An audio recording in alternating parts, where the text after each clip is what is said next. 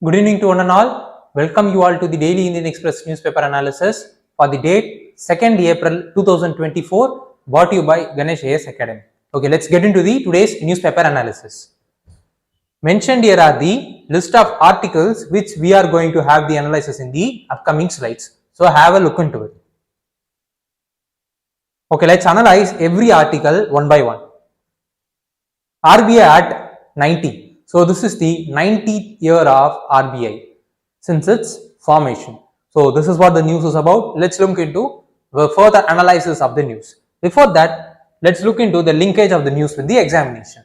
Under prelims, the news is related to economic and social development. Similarly, under mains, it has been related with major topic called GS paper 3 economic development through a subtopic called Indian economy and issues relating to planning, mobilization of resource, growth, development and employment. So this is how the news has been related with examination.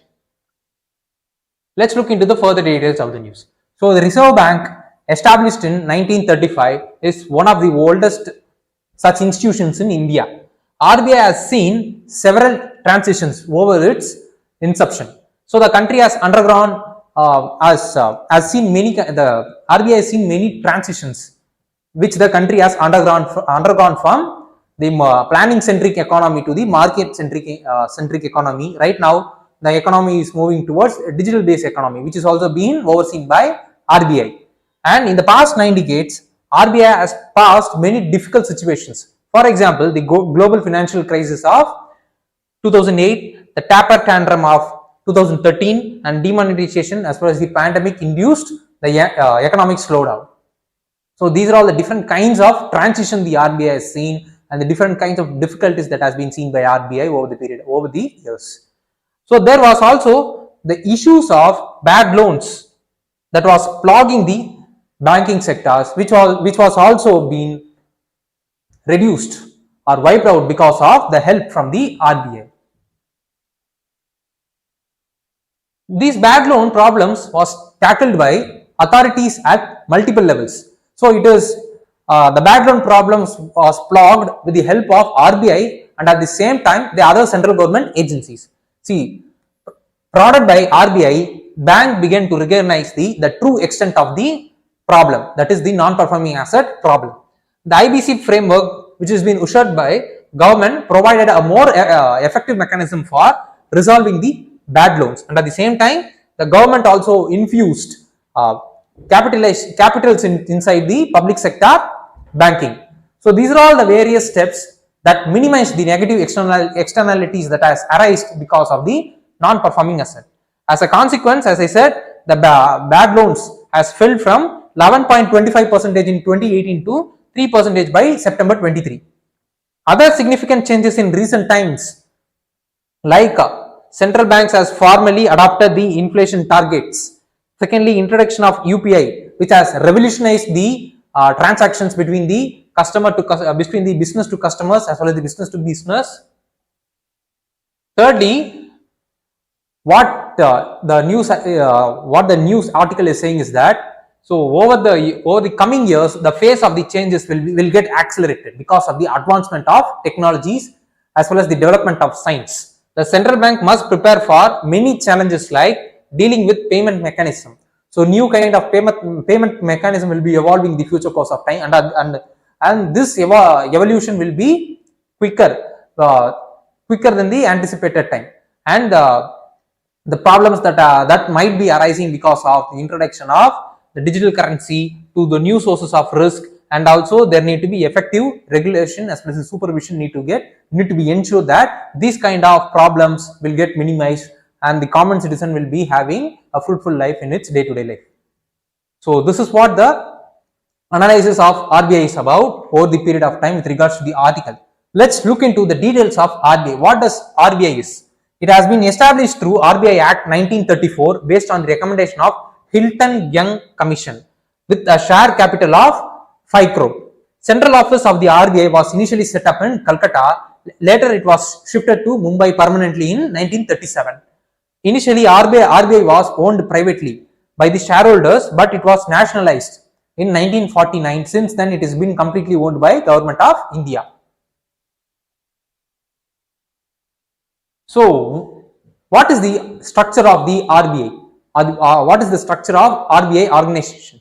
So the operation of RBI lies with 21 members of Central Board of Directors, which consist of governors, 4 deputy governors, 2 finance ministry representatives, 10 government nominated directors, as well as the 4 directors to represent the local boards of headquarters of RBI. So this is what the structure is made up of. And what functions do the RBI perform? So it performs the functions to regulate the money supply across the economy according to the requirement of inflation as well as deflation. Manage the payment system so that there won't be any kind of hiccups in terms of the payment transaction that has been happening between business to business as well as the business to customers, and sometimes government to government as well as the government to business, so on and so forth. Thirdly, ensuring the deposits that has been made by common people with the banking system, and financial supervision. So as we have seen in the previous slide, with the insight that has been given by RBI to the banking sectors, the seriousness of the NPA has been realized by the banking companies, which in turn has led to efforts by the banking sectors, thereby reducing the NPA in the economy over the period of time. Such a kind of financial supervision will be made by RBI, and it will act as banker to government and then managing the forex reserve. So these are all the essential functions that has been performed by RBI over the period of time. So this is what the thing with regards to the evolution of RBI, what does RBI is about, and structure and the function of RBI is about. So this is what the news is about. So what are the things which we needed to be further aware of is, we should be aware of what is bank, what is non-banking finance company, what is unified payment interface, as well as the central bank digital currency, its structure, components, and what are all the advantage as well as disadvantage does it holds. So these are all the things which we needed to be further aware of, and with this we have reached the end of this topic.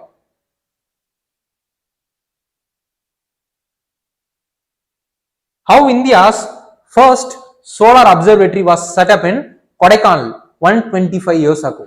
So this year is the 125th year of Kodaikanal Solar Observatory that was set up during the British period. So this is what the news is about, and it is very important from the perspective of prelims because it is the 125th year. So whenever there is the year that has been related to 25, 50, 75, 100, 125, that in terms of addition of 25 means, then the particular event need to be looked into because from the perspective of prelims. From that angle, this news is very important because the Kodaikanal Solar Observatory is entering into its 125th year. So let's look into the linkage of the news with the examination. Under prelims, the news has been related with current events of national as well as international importance. Similarly, under mains, it has been related with GS paper 3, science and technology, through a subtopic called awareness in the field of IT, space, computers, robotics, nanotech, biotech, and issues relating to IPR. So this is how the news has been related with examination. Let's look into the further details of the news. In 1792, the British East India Company established the Madras Observatory, a first of its kind facility in the world and the first of the kind facility in India, and it has been the early solar as well as the astronomical observation began in India since 1792. On 1st April 1889, it was merged with Kodaikanal Solar Physics Observatory, and it then became the Kodaikanal Solar Observatory, and which has been operational 125 years. So this is what the news is about. So how the Kodaikanal Solar Observatory came into being. So what is the reason why it has been formed? This is what thing which we will be discussing in the other subsection as well as the further analysis in the upcoming slides. Roots in Great Drought. Scanty rainfall over South India in 1875 triggered a drought that led to death of millions of people across Madras, Mysore and Mysore province between 1875 to 1877. The Great Drought. The countries such as China, Egypt, Morocco also suffered multi-year drought during this period of time, and it has been estimated that nearly 50 million people could have killed because of that drought that has been arised because of the erratic rainfall. The great drought was due to multiple factors like solar activity, cool specific ocean that has been followed by record-breaking El Nino, as well as the strong Indian Ocean dipole, as well as North Atlantic oceanic condition. So these are all the conditions that might have led to the formation of the drought during the 1875 to 1877 time period. Why Kodaikanal was chosen? Why Kodaikanal as the place has been chosen as place for the solar observatory? So based on the evidence of sunspot periodicity. So what does sunspot periodicity? It is the period when the sun's activity can be either at maximum or minimum. It will be occurring once at the solar cycle of 11 years, and it was linked to seasons rainfall distributed over India. The famine in the aftermath of the drought as well as the famine inquiry commission was formed, and it recommended the government of India to undertake regular solar observatory and establish the dedicated solar observatory in India. So this recommendation has been accepted by the government. So they have appointed Scotland-born Charles Mike Smith, who served as the astronomer in the Madras Observatory. He was being asked to locate a particular site which could be set up as the solar observatory. He observed places like Leh, Mussoorie as well as Simla in northern India, but he was not satisfied for choosing such a kind of places because these places were dusty, cloudy, as well as they have the unstable atmosphere, which might be disturbing the solar observations. So that is the reason why these places were rejected by the Smith. Smith surveyed Kodaikanal in the Palani Hills as well as the Kotagiri in the Nilgiris on parameters like rainfall, cloud covers, transparency, sky transparency, haze, temperature, as well as the clouds, so on and so forth. Such a kind of atmospheric properties were checked. As a result of which, the Kodaikanal was found suitable for solar observatory. So he recommended to the government with regards to the setting up the solar observatory in the Kodaikanal, which was also been accepted by government. In 1893 August, the government sanctioned the Solar Physics Observatory under the meteorological budget. In 1895, Lord Wenlock, the then governor of Madras, laid the foundation for the Solar Physics Observatory in Kodaikanal. So under Smith, who later became the first director of the renamed COSO means Kodaikanal Solar Observatory. Construction of the observatory picked up its phase after in the later period of the time, that is during the start of the 20th century. By the end of 1900, the main observatory building as well as the other important thing which is required for the solar observation were built. So why the studying the sun has been given importance during the early 20th century by the Britishers? So being the primary sun is acting as the primary source of energy. The sun will be supporting the life on earth. Every individuals or every lives on the earth is directly or indirectly depends on sun and the energy that has been given by it. So that is the reason, first major important reason why the solar observatory is being set up in Kodaikanal. Secondly, any changes on the solar surface or its periphery significantly impacts the earth atmosphere. Thirdly, powerful storms as well as solar phase can potentially harm the satellites that has been revolving around the earth. So these are all the three important reasons why the solar observatory is being set up in Kodaikanal. And expanding the scope of study. Following the reorganization of all India observatories that has been implemented by Government of India in April 1, 1899, Madras Observatory was merged with Kodaikanal Solar Observatory. Systemic solar observation commenced on 1901. The Bhavnagar telescope, which was named after Maharaja of Bhavnagar, operated at Kodaikanal Solar Observatory during its nascent years. In the 16-inch Newtonian mobile telescope was imported from Dublin, that is in Ireland. First, it was located at Pune-based observatory, which is called as Maharaja Taksha Singhji. In 1888, after that, then after some period of time, it moved to Kodaikanal Solar Observatory in 1912. The initial COSO solar observation include tracing these bright lights from the sun atmospheric layers, measuring the solar radiation and the direct photography of the sun in the monochromatic light. So these are all the initial observation that has been made by the observatories with regards to the sun. So until the end of World War II in 1945, Kodaikanal Observatory was dedicated to solar physics. Thereafter, its scope got extended and its scope of study also got extended to study the cosmic rays, radio astronomy, ionospheric physics, so on and so forth. And it has contributed more to the development of the astrophysics in India and the continuous recording of solar radio noise flux commenced in 1952, and it is considered as India's earliest solar radio observation. So this is what the expansion of the scope of the observatory is about. So let's look into the COSO at 125. After astrophysics was separated from the IMD, COSO was reconstituted into autonomous institution called Indian Institute of Astrophysics in 1971. From solar data that has been recorded on basic photographic plates or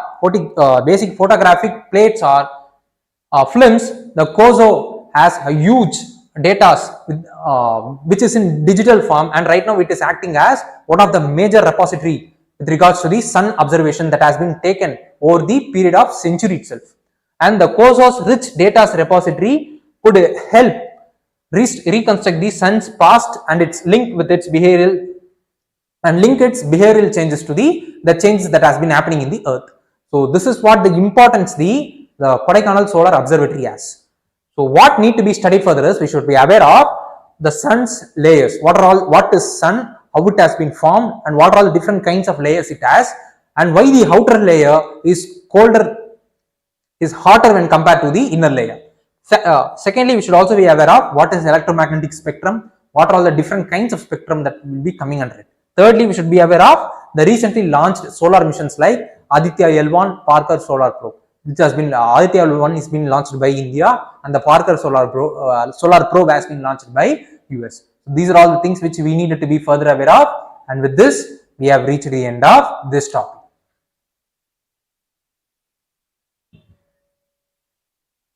RBI's 97.6% of the 2000 rupees notes has been returned. So this news is regard to the returning of the 2000 rupees note by the people to the banking system. Right now, 97% of the 2000 rupees note circulation has been collected by RBI. Still, some 2.3% of the notes is being circulated in the Indian economy. This is what the news is about. Let's look into the further details or the linkage of the news with the examination. Under prelims, the news is related to the economic and social development. Similarly, under mains, it has been related with GS paper 3 economic development through a subtopic called Indian economy and issues relating to planning, mobilization of resource, growth, development and employment. So this is how the news has been related with examination. Okay.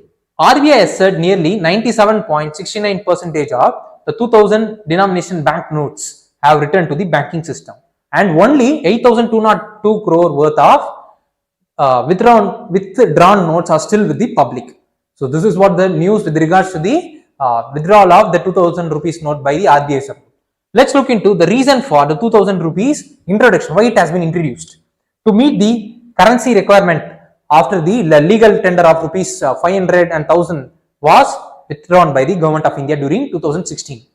And with the fulfillment of that objective, the printing of the fulfillment of this objective, that is to meet the currency requirement of the Indian economy during the in the aftermath of the withdrawal of 500 as well as 1000 rupees notes. After meeting its objective, the printing of the 2000 rupees currency was stopped in 2018-19 time period, and this denomination is no longer being commonly used for the transactions by the people.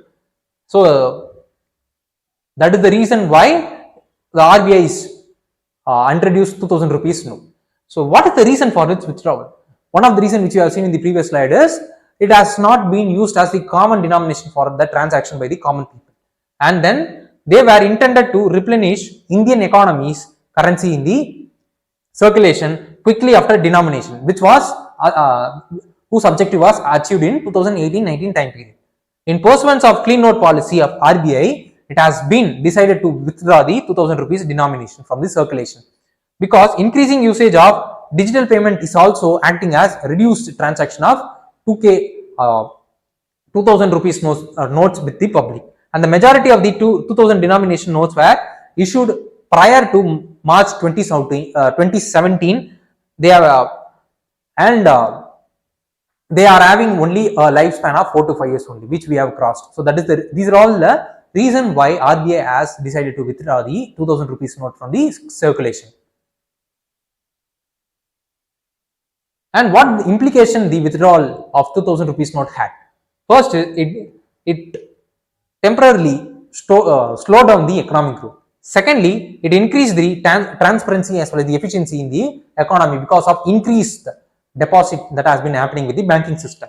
And then thirdly, the short term interest rate has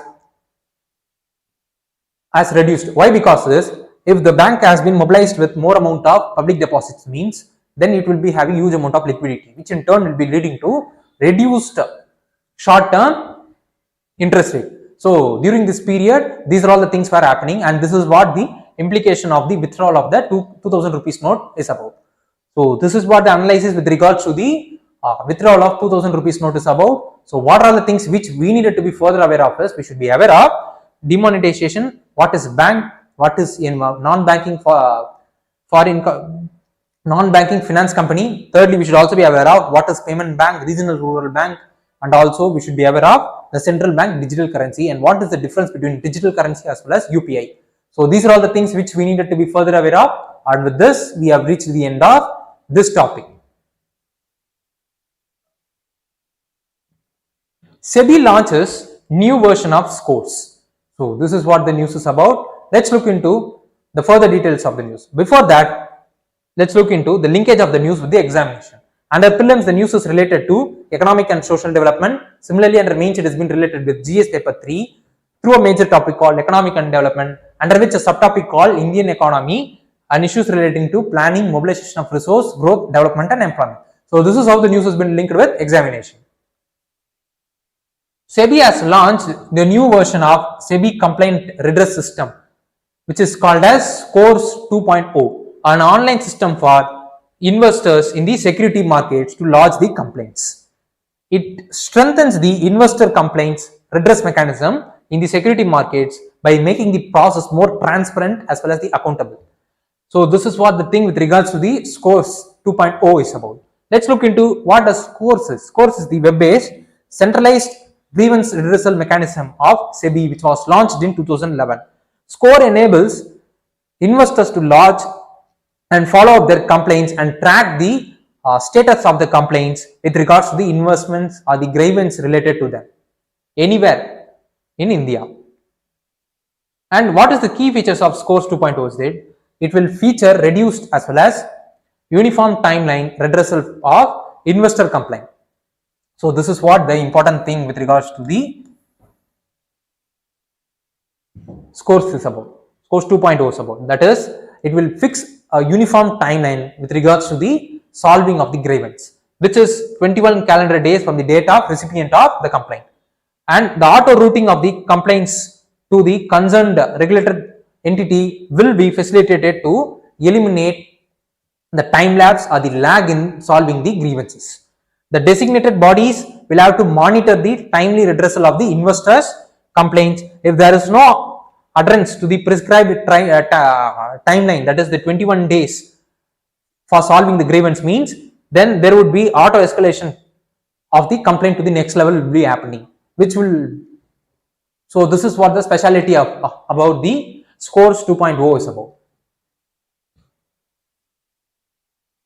And the main purpose of bringing the Scores 2.0, that is the grievance redressal mechanism, is to ensure that the investors are confident in investing in the Indian economy by increasing the transparency as well as accountability in terms of solving their grievances.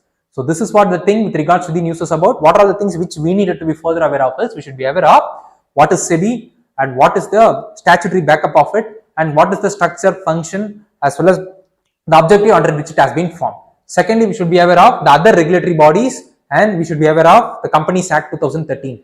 What is the essential feature of it, and what is the objective it has been why it has objective under which it has been enacted. So these are all the things which we needed to be further aware of, and with this we have reached the end of this topic. Let's move on to today's practice prelims question. Mentioned here is the today's practice prelims question. So those students, those who are watching this session online, please do comment the option point for the question which you are seeing right now on the board. So with this, we have reached the end of today's session. So do like, comment, share as well as subscribe Ganesh IS YouTube channel so that you will be receiving daily current affairs session notification and also weekly environmental as well as science and tech notification, and also any other important exam related session that will be brought to you in the future by Ganesh IS Academy. Thank you.